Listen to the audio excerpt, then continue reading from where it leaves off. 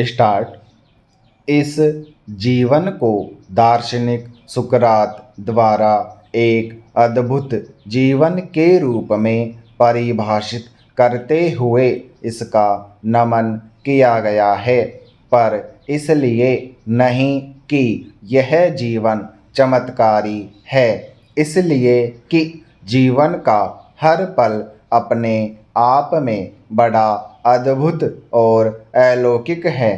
कभी किसी पगडंडी पर होले होले से चलते हुए आसमान की तरफ देखें तो लगता है कि कानों में पवन जो सुर घोल रही है वह इसलिए कि हवा को संगीत सिखाने वाला कोई संगीतकार कहीं में बैठा हुआ है।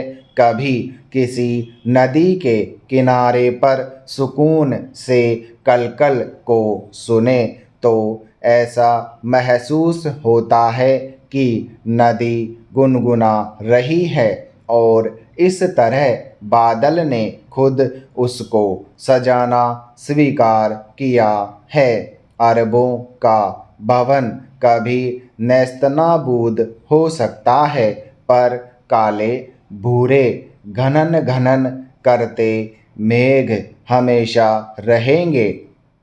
मगर यह भी विडंबना है कि इस अनमोल जीवन को बहुत लोगों ने सोशल मीडिया पर सार्वजनिक की जाने वाली हल्की टिप्पणियों की तरह समझ लिया है।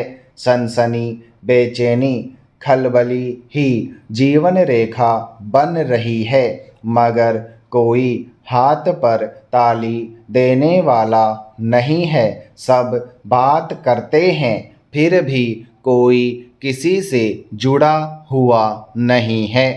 एकदम नौटंकी से सराबोर आभासी। कुछ समय पहले किसी समाज मनोवैज्ञानिक ने एक खुली चर्चा में राय दी थी कि सोशल मीडिया ऐसी गतिविधियों का मंच है जिस पर हमें कम से कम शामिल होना चाहिए, मगर इसी में हम अपने आप को खपा रहे हैं। यहाँ हम जो नहीं है वह होने का ढोंग करते हैं।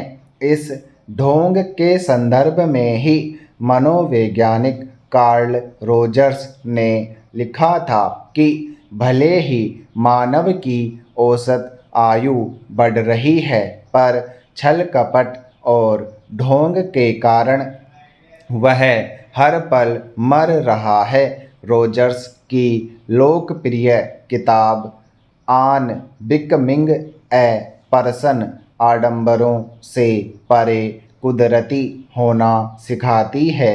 रूसी कथाकार चेखव ने एक दिन के दिखावटी जीवन को भी दुख, मूर्खता, दुर्भाग्य और बुराई कहा है। इस जगत की हर चीज़ कुदरत का वह नायाब सृजन है जिस पर मंत्रमुग्ध हुए बगैर रहा नहीं जा सकता है। कहीं पढ़ा था कि गारे और सीमेंट के स्टूडियो में काम करने के बाद हरी घास पर लौटना और झरने के समीप ध्यान में डूब जाना, इससे बेहतर मनोरंजन दूसरा कोई नहीं है। कुदरत ने अपनी हर संपदा को हम सबके उपयोग और कल्याण के लिए ही परोसा हुआ है। नदी, झील, वन, उपवन, पहाड़, चोटियाँ, सागर, महाद्वीप, रेत के टीले हम सबको सहलाने और बहलाने के लिए सदैव तत्पर रहते हैं। मनोवैज्ञानिक कहते हैं कि कुदरत हम सबको करुणा, ममता, त्याग, अनुशासन सिखाने के लिए एक जीता जागता संकेत है। कुछ साल पहले बनी एक अमेरिकी बहुचर्चित फिल्म जंगल में कुछ सच्चे अनुभव दर्ज किए गए हैं।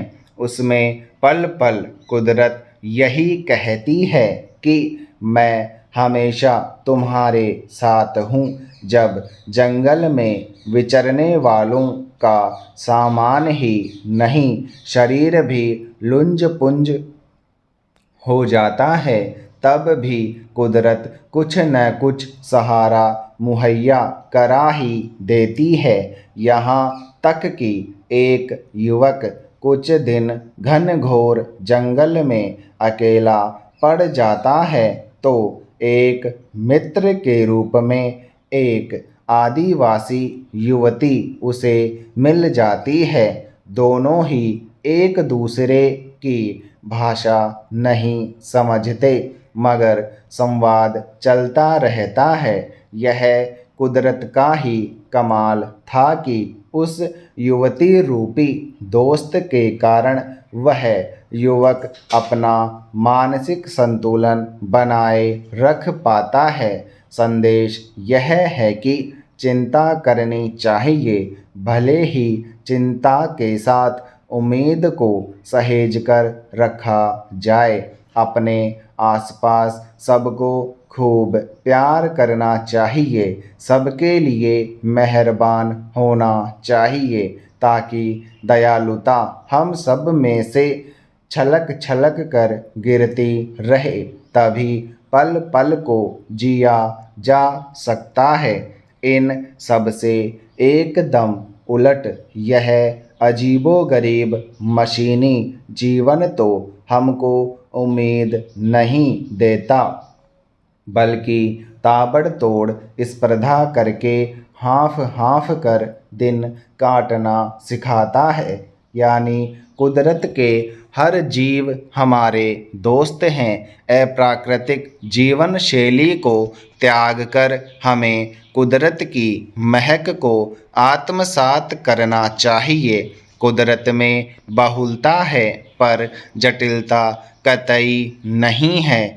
आज संसार के अनगिनत देश जंगल सफारी का आयोजन करने लगे हैं। जंगल महोत्सव मनाए जा रहे हैं। कबीर कहते हैं कि दो समय की रोटी पकाने के इंतजाम के सिवा भौतिक संसाधनों की तरफ लालच और संग्रह के नज़रिए से देखना भी अनैतिक है। दार्शनिक कन्फ्यूशियस ने कहा था कि देश के नागरिक कैसे हैं।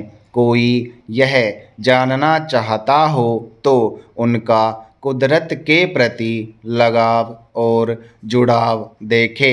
समझ में आ जाएगा कि उनकी मानसिकता कैसी है।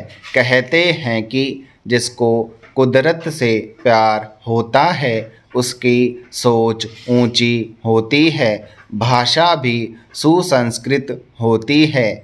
आज सारे विश्व में जो लोग महत्वाकांक्षा, लालच, कुड़न आदि से ऊपर उठकर जीना चाहते हैं, वे सभी निश्चित रूप से चाँद, तारे, बादल, हरी घास और झरने के संगीत में डूब जाना चाहेंगे। सचमुच कुदरत ने तो यह सारी धरती ही हमको उपहार के रूप में दे दी है। स्टॉप।